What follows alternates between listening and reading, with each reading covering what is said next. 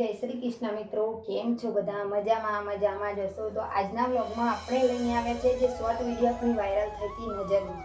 પહેલી જ આપણી નજરની વિડીયો હતી લોટાની, એ વાયરલ થઈ હતી. તો એ વિડીયો આપણે રિયલીમાં બતાવશું મોટા વ્લોગની અંદર, એટલે તમને ખ્યાલ આવી જાય કે આ ખોટું છે કે સાચું છે. એક વૈજ્ઞાનિક પ્રયોગ જેવું આ કહેવામાં આવે, અને જે માનતા હોય નજર એના માટે આપણે આ વિડીયો બનાવવામાં આવ્યો છે. અને આ વિડીયો મનોરંજન માટે છે, ફક્ત મનોરંજન માટે. તો વિડીયો બન્યા રહેજો અને હું તમને બતાવીશ આની અંદર. તો આપણે એક રૂમાલ લેવાનો આ રીતે, અને એક લોટો ભરેલું આપણે પાણી લઈ લઈશું. જોઈ શકો તમે પાણી લોટામાં ભરેલું છે. તો આ આપણે લોટો લઈએ પાણીનો, અને આપણે લોટાની નજર માટે આપણે આ રૂમાલ આના ઉપર ઢાંકી દઈશું આમ કરીને. અને આપણે આ લોટાને આપણે 7 ફેર આપણે છોકરા ઉપર ફેરવવાનું છે.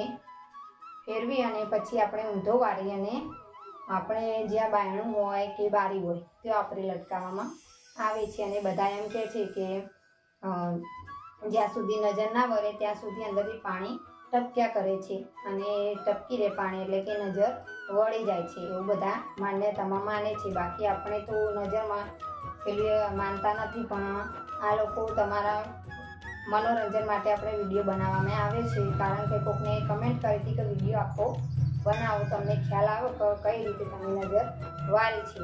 તો આપણે આ બતાવી દઈએ છીએ, અને ખોટા અંધશ્રદ્ધામાં રહેતા નહીં. આ વૈજ્ઞાનિક પ્રયોગ જેવું જ આ બધું કહેવામાં આવે છે. તો જોઈ શકો તમે આપણે લોટો હવે ઊંધો વાળવાનો છે. તો પાણીનો ભરેલો લોટો આપણે આમ કરીને ઊંધો વાળી દેવાનો છે, અને આમ લઈ લઈશું. તો જોઈ શકો તમે પાણી પણ પડ્યું અને અંદર રોકાઈ પણ ગયું છે. તો આ જ અંધશ્રદ્ધા છે, આ વૈજ્ઞાનિક પ્રયોગ છે. તો જોઈ શકો તમે આમ કરીને બધા નજર વારે છે. 5 આંટા ફેરવી દેવાના આમ કરી, અને પછી આને ગાંઠ વાળી અને લટકાવી દેવામાં આવે છે. અને જોઈ શકો તમે, તમને આ જ પાણી અંદરથી નીકાળીને બતાવી દઈશું. તો જુઓ, હવે આપણે લોટો ખોલીએ ને તો જો પાણી નીકળી ગયું. આ પાણી નીકળી ગયું તો બબૂતારા ઉપર ઢોળાય ને, તો આપણો લોટો પણ ખાલી થઈ ગયો. તો જોઈ શકો તમે પાણી અને લોટો બે છૂટું થઈ ગયું હોય તો બધું પાણી જોઈને તમને ખ્યાલ આવી ગયો હશે.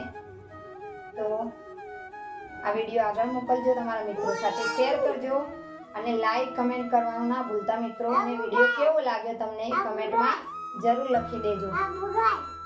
અને હવે મળીશું નેક્સ્ટ મિની બ્લોગમાં. ત્યાં સુધી આવજો. જય માતાજી, જય શ્રી કૃષ્ણ, બાય બાય. અને કમેન્ટમાં લખજો નવો વિડીયો જોવો હોય તો, અને લાઈક કમેન્ટ કરવા ના ભૂલતા. આવજો, તમારા મિત્રો સાથે શેર જરૂર કરજો.